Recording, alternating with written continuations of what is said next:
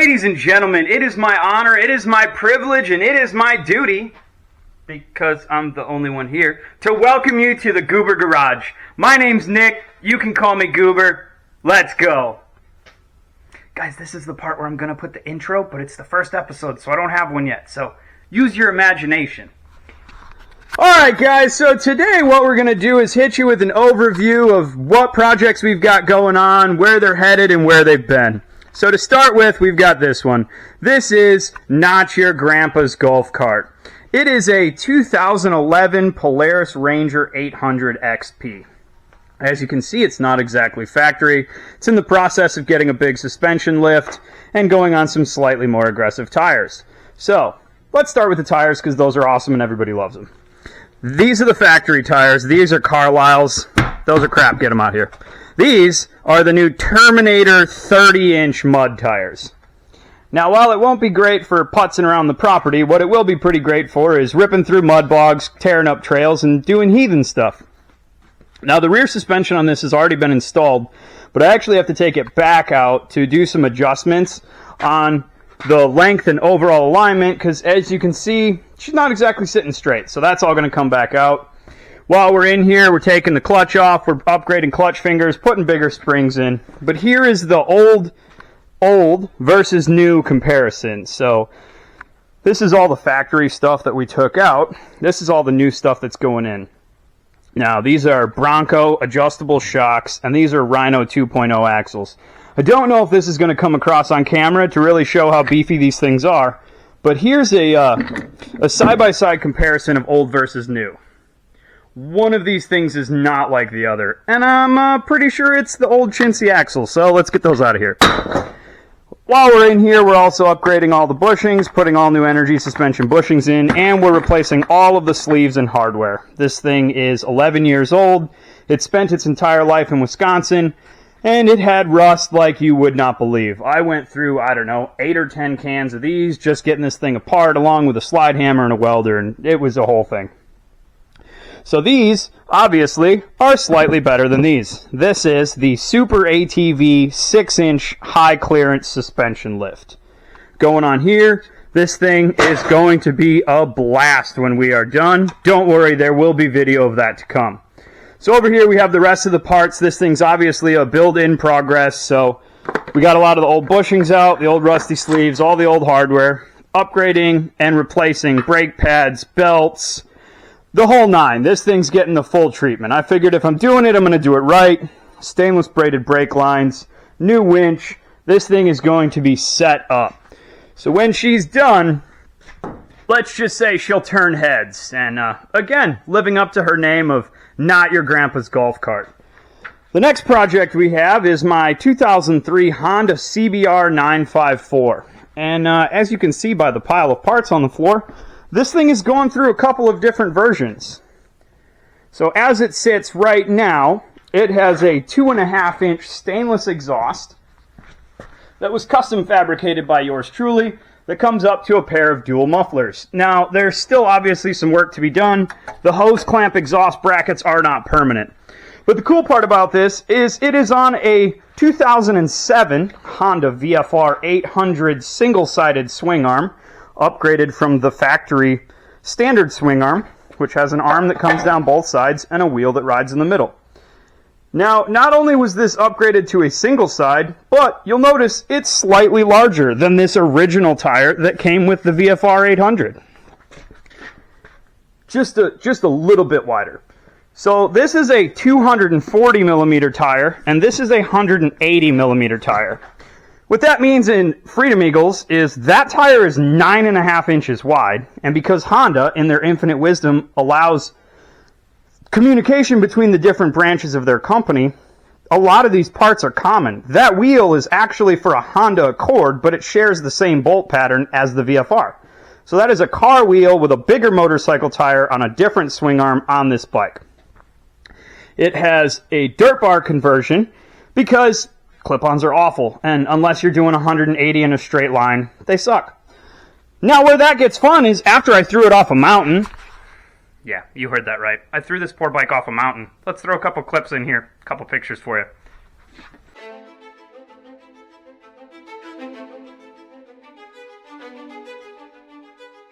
Yeah, it was a sad day. I threw this beautiful machine off the side of a mountain. In my defense, yeah, I don't have a defense, I'm just a heathen. After that, I decided that if it already has dirt bars, and it already obviously wants to be a dirt bike since it ejected itself from the road and tried to, bog itself down the side of the mountain, I would put these on it. Yeah, that's right. This bike had these tires. And I took it to Hollister Hills Off-Road Park in California and did some off-road stuff with it. And then I took it to some more off-road places and did more off-road stuff with it. Let's throw those clips in here.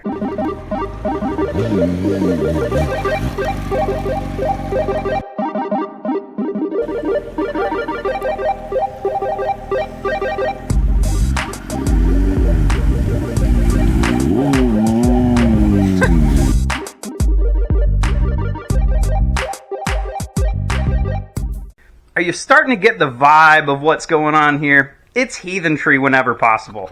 Oh, also, just for fun, because we can, let's go ahead and throw in a clip of what we did with that.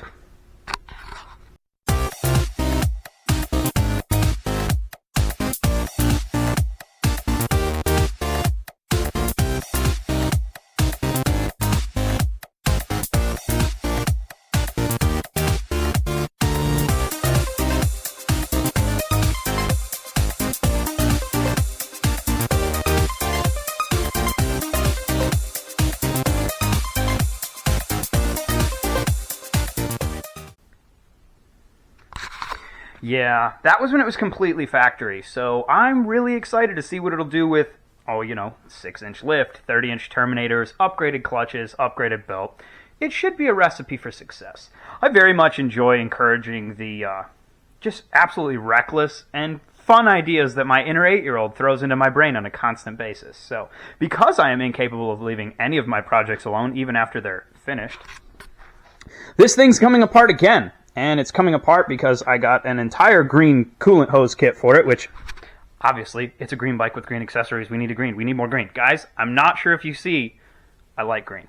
So, it's getting the hose kit, the stunt cage is going back on, and then this beautiful thing is a stretched, 6-inch stretch VFR single-sided swing arm that was created by yours truly, with aluminum plates, a lot of aluminum filler, an unreasonable amount of time and patience, and we ended up with this. Now, the reason that's cool is because while the swing arm on here is a factory VFR swing arm, a 6-inch stretch is going to give it a lot more stability and make it easier to handle for the next version of this bike, which is studded ice bike. So we are going to stud the tires, put the crash cage back on, put the 6-inch stretch swing arm on, and I'm going to try to take it out this winter on a frozen lake and go do some heathenry out on the lake. That should be a blast. I will keep you guys posted on that one, as well as what we're doing with this. When this thing's done, I'd like to go take it to some of Wisconsin's trails. And I also have some property here at the house, so you will see some absolute rippage with that one. That one's going to be a blast. That brings us on to this. This is my 2006 Mega Cab Cummins 2500 turbo diesel. She has fallen victim to the Wisconsin body rot and rust. Now, those of you who know your Dodges will know that this is the wrong front end. This is actually the front end off a 2004 Ram 2500. I'm going to tell you a little bit more about that later because I think it's awesome. So this has a early 3rd gen front end conversion on a late 3rd gen. This one is diesel. It's got compound turbos. It's got a bunch of upgrades. I rebuilt the engine in a barn in 4.5 days before we took it to Indianapolis for the Ultimate Callout Challenge. That was fun. But let's be honest, these projects aren't. Let's be honest, these projects are not why you guys are here. I'm sure they're going to create a little bit of interest and they'll have people that think they're awesome, but this thing is absolutely why you're here. So, let's wait on that. This is the firewall out of the 04 Ram 2500 that a lot of the parts for this project came from. And let's do a quick walk back here because I actually have a cool little mirror hanger. Oh, I'm going to have to do some climbing because I'm not that tall. So,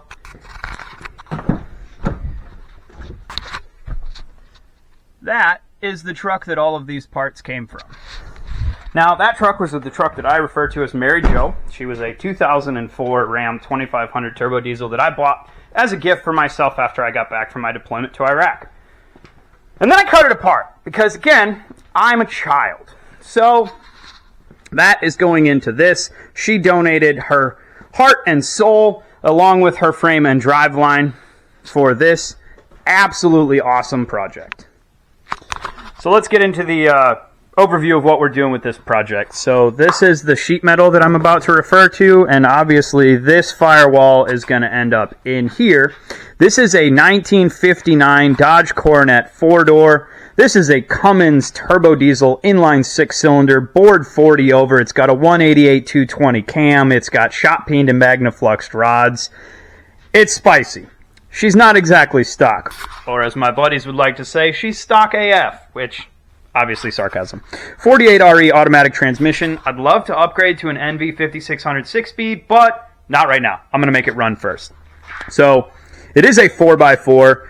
It is the heart and soul from Mary Jo, and this is the 1959 Coronet. Now, what's actually super interesting about this is this floor is out of another Ram, but from the inside here to the inside over there, on both the 1959 Dodge Coronet and the 2004 Ram 2500, they are exactly 63 inches apart. So I was able to weld the Ram floor into the Coronet. What that means is the seats are direct bolt-in. The back is mix and match because the rear seat hooks onto the back of the car and the lower seat sits on where the Ram floor was. So obviously there's still work and cleanup to do. She wasn't perfect. I'm going to try to reuse the 59 dash because I think it would be awesome, but I also need to fit all of the components under it for the HVAC system because not only is this thing going to look awesome, but I want it to have heat and air because I do plan on daily driving this car. So over here we've got all of the accessory parts. We've got more sheet metal. This is the sheet metal that's come out of the two already. We've got all the chrome, all the trim. We've got taillights. We've got the whole mess. So as we get around to the back part, this is one of my favorite parts of the build. So this trunk is what I would refer to as a Mafia Special. It is 48 inches wide between the fenders, 73 inches wide between the quarters, and from the back here where it's welded to the back of the seat is 68 inches. That back seat's going to be able to fold down. This is quite literally going to be big enough for me to camp in. But there's a ball. Why is there a ball? There's a ball in the trunk. Why is there a ball in the trunk? Well, that's actually a really cool story. So the ball in the trunk came from a joke when I was hanging out with some buddies. I was like, how crazy would it be if I was able to tow my gooseneck trailer with the 59? And something that started as a joke very often in my life turns into something that I actually try to make happen. And it's going to work because I took the floor out of a bed of a pickup and it bolts directly to the frame like a pickup. This has the same structural integrity as a truck bed. So when that is bolted to a set of rails to the frame, that will be strong enough and safe to pull my gooseneck trailer, which is hilarious because it's a 59 on 37s and I'm going to pull a trailer with it. So inside here you see a bunch of cardboard and cardboard with tape. So what this was the stenciling process for creating templates to cut out of the sheet metal that's over on that wall so that I can seal off the wheel wells, seal off the rest of the floor, because if we pop these out, that might be a problem. So those will tell us how big the sheet metal needs to be, and then we will make this into a sealed piece. There's no trunk lid. How are you going to run it with no trunk lid? Have faith, my friends. Trunk lid is here, along with... Well, this is essentially the guts of the entire interior of a 2004 Ram. So all of this needs to fit behind that dash. We've got pedals, we've got the steering, we've got the coolers that have to go in the front. It's a lot of stuff. But this is the 59 Coronet. This thing's awesome. I'm super excited about it.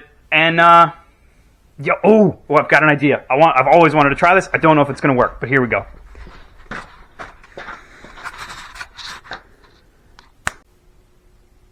Ooh-wee! I can't believe that worked. Let me try it again. Maybe if I do it again, it can be completely finished. Dang it, my snapper's broken. I hate when that happens. Alright guys, I'm going to roll back into doing some more explanation of what the plan for the project is, but to give you guys a little bit of a break, and because this thing just looks so darn awesome, let's roll into some slow-mo beauties. Wow, wow, wow.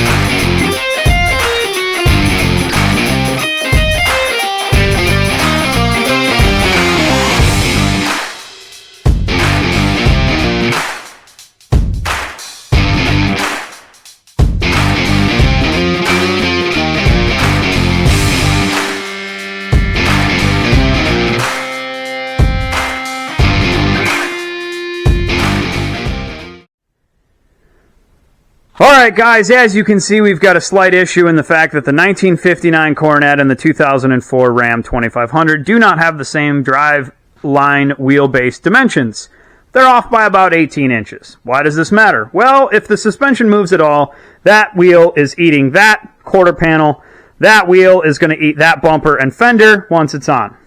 The solution for this one is pretty simple. We're going to cut the frame right about here and right about there at the bottom of that angle. Then we're going to take these shackle mounts that the leaf spring sits in, and we're going to push that whole rear axle forward and then shorten the rear drive shaft. Now the front gets a little bit more fun, and it's a little bit more interesting. These are the factory body mounts here, there, and there's one more behind there. So we're going to have 3 body mounts for the main cabin of the car. Then we have 3 body mounts for the bed, which is now part of the car as well. So the main cabin of this car, the main body of this car, will be held to the frame with 12 body mounts. Then we've got to figure out what we're doing with the front, but that's more to come. So what we're going to do is we're going to take this wheel, when that frame is loose, we're going to roll the entire frame back till that wheel is centered in this wheel well. That's very important. Why, Nick? Well, give me a second. I'm telling you. Calm down. So the reason that's important is because if the suspension moves at all, that wheel is going up and it's going to destroy this 6-year-old sheet metal. This bumper is also sitting at the end of where the ram frame is now. Well, it doesn't matter. Just cut the frame rail ends off. Well, you see, friend, you can't do that. And here's why. If you were to do that, you have no room in front of the engine between the grill to put all of your coolers in. Why do coolers matter? It's Wisconsin. It gets cold. Yeah, you're right. Wisconsin sucks. It's very cold. But here's why that matters. Modern cars have coolers for almost all of their components. The turbo has an intercooler. This is a Banks intercooler. This is to cool off the air that goes into your turbo system so that it doesn't overheat your turbo parts. You have your radiator, which flushes coolant through your entire engine so that your engine doesn't overheat. You have your transmission cooler that flushes transmission fluid in so that your transmission doesn't overheat. And in the bottom up here, there's also an oil cooler. Why does that matter? Why is it important? Well, the reason that those coolers are important is because if your transmission fluid, your oil, your coolant, or your boost air gets too hot, none of those systems work the way that they're designed to. They are now designed with technology that helps reduce wear by keeping them in a designated temperature range. So, we can't just ixnay all the coolers, otherwise it gets too hot and it won't run. So, when we push the frame back, that helps us in multiple ways. The first way it helps us is it cleans up this mess and gets rid of some of the bulldog underbite, which, while entertaining, is not the look that I'm going for. So, this will come back. All the coolers will go in here, and it'll hopefully leave us enough room to put a set of electric fans in front of the engine because the radiator also needs cooling, and we won't have room to run mechanical fans. The second thing it's going to do is it's going to push this wheel back to the center of the wheel well. That gives us the most tire clearance and allows the suspension to do what it's supposed to do. And the last thing that it does is it pushes the engine and transmission up to the firewall, so things like brake lines, steering shaft, wiring harness, and all the stuff that was in the Ram that is eventually going to go into the Ram firewall all lines up roughly where it's supposed to and reduces the amount of custom fabrication work that I have to do. So, quick review, the three things that are important. Wheel ends up in the wheel well. Frame goes back far enough to put the coolers in to keep everything cool. And we move the entire OEM driveline back far enough so that it meets up with the old firewall and all of that stuff fits together. And I think that's going to do it for today. I want to give a big shout out and a thank you to everybody that's made it to the end of this video. It's the first one. It was a lot of talking. I know. I promise the videos following this are going to have a lot more action. There's going to be a lot more time lapse. We're going to actually start getting stuff done. But I want to say thank you to everybody that made it. I want to say thank you to the people that encouraged me to do this, and I want to say thank you to all of you that have watched the video all the way through. I know there's other stuff you can be doing with your time. I know there's other videos you can be watching. YouTube is a vast place with a lot of stuff. So, thank you for being here. You guys are awesome. Let me know what you like. Let me know what you didn't like. Leave a comment with any ideas you have for upcoming projects or stuff you'd like to see on here. I've got a pretty good idea of what I want to do with all this stuff, but more ideas never hurt, even if they're silly. So, I want to thank all you guys for watching this. To my friends, no comments from you. You heathens? No. You're not responsible enough to leave nice comments without getting me kicked off on the first video. Behave yourself. Everybody else, welcome to Goober Garage. Whenever you're watching this, I hope you have a good day. I hope you have a great night. Go out and build something.